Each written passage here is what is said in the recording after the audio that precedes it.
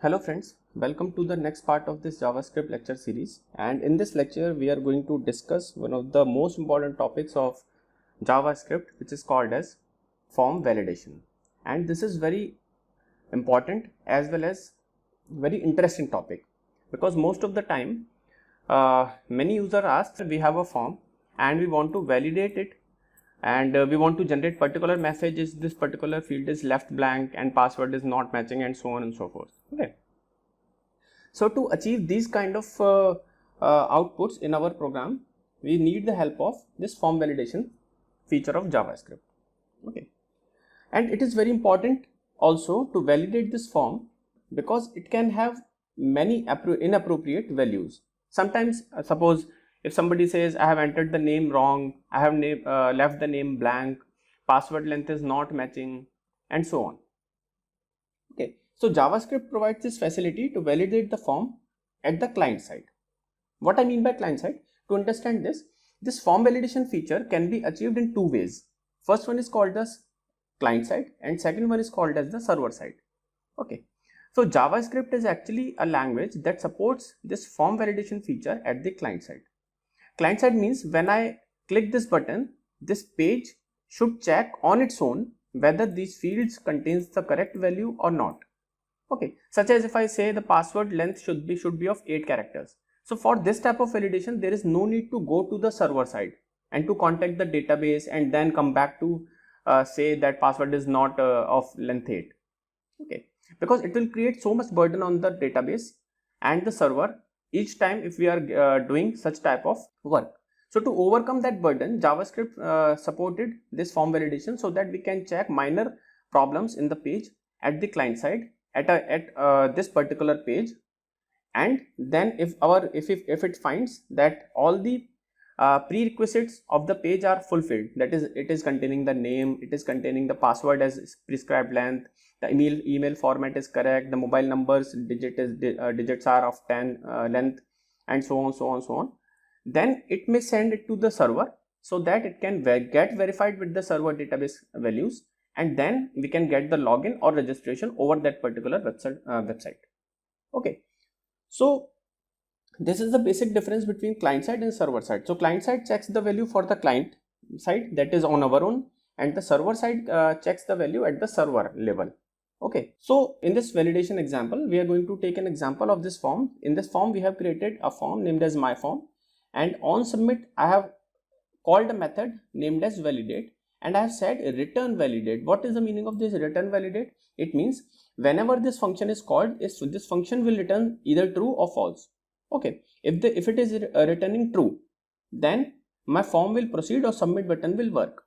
If it is not returning anything, that is false, the page will stay at its current position. Okay, then we have created a name field that is saying input type equals to text and name equals to fname. So you can see here we have a name, and we have put 2 line breaks. Then we have set password, that is input type equal to password, name equal to pass, then again 2 line breaks, and then we have created a button, that is submit button, with the value register. Now I want that this name field should not be blank, and this password field must contain at least 8 characters. So these are my 2 basic requirements that I want to check. Okay, so to do that, what I'll need to do, I'll need to create this function validate. So first I'll have to fetch the value of this name field. So you can see this text box is having the name as fname. Okay, and this fname is the part of my form, and this my form is the part of the document. So I'll say where uname, that is the username, equals, I want to fetch the document contains the form. The name of my form is my form, so document dot my form, and from the my form I want to fetch this fname field, so fname, and I want to fetch its value. So I'll say document dot my form dot fname dot value. Okay, next I want to fetch the password, so I'll say where upass equals to, I'll use the similar way, that is document dot my form dot fname. Instead of fname, I'll take this field, that is pass, so my form dot pass dot value. Okay, So I fetched these two values inside the variables, that is uname and upass. Okay. Now I'll use simple if else. I'll say if uname equals null, or I'll say uname contains the blank value, whether it is containing the null value or it is containing the blank value. Okay. So what I'll need to do, I'll need to say alert, and I'll say name can't be left blank. So this is a simple message that I want to generate. Okay. Now after generating this alert, what I need to do, as you can see on submit, this on submit handler wants the return value from this validate method. And as you can see, this uname, if this uname is equals to null, uname equals to blank, we cannot move our page forward. Okay, so after generating the alert, I will say return false, so that our page will stay in its current position. Next condition, I will say else if. I want to say if password, so password field I have taken in upass, so I'll say upass dot length is less than 8. So I said else if upass dot length, that I want to check the length of this password field, and if it is less than 8, what I need to do, I'll generate one more alert, and I'll say password must be 8 characters long, and semicolon, and then in the similar manner I'll return the value false. Okay, so whichever condition is working, whether this condition or this condition, it should return false, otherwise by default it will return true. Okay, so let us check what it is doing. If I say left the name field blank and I click the register, you can see it is saying name can't be left blank. Okay, so first it has stopped because it is checking for the or it is validating the first field. So I say name is say itechnica, then I said okay register, then it is saying password must be 8 character long. Okay, I entered the password, register, it is again saying password must be 8 character long, because we have not entered the password as 8 characters, so you should make it greater than equal to 8. So I've taken some long password, and if I click on register, you can see it is refreshing or it is accepting the value.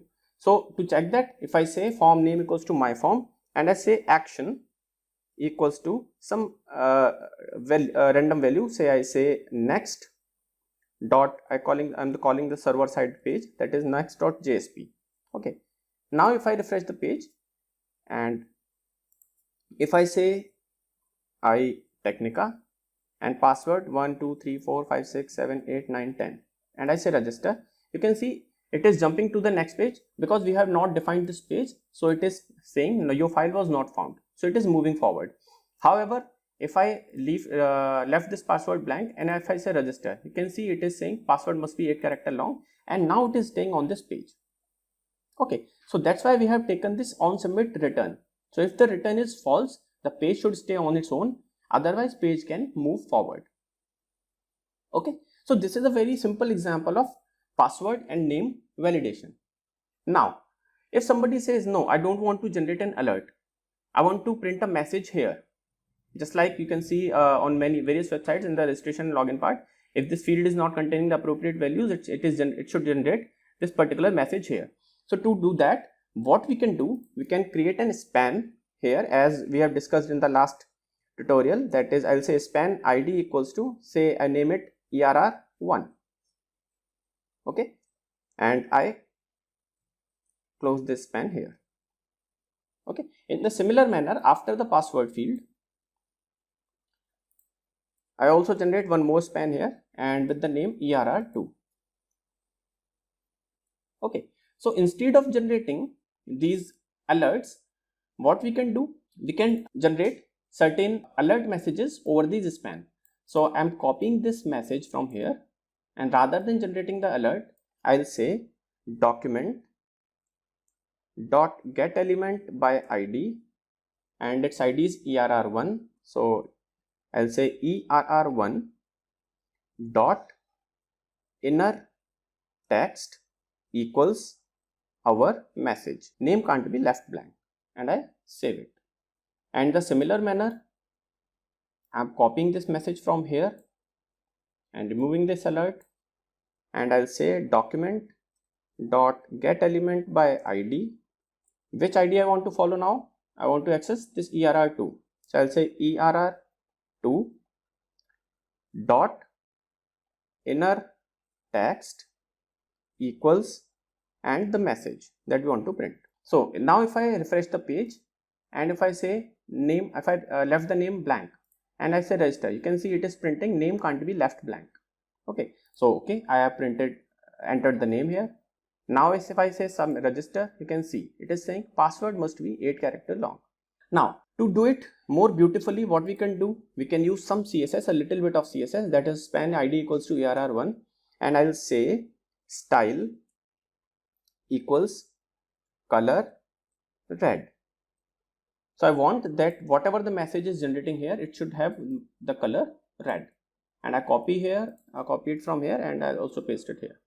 Now if I refresh the page and I say name, I leave the field as blank and I say register, you can see it is printing the message very beautifully, that is name can't be left blank in the red color, just like some professional websites.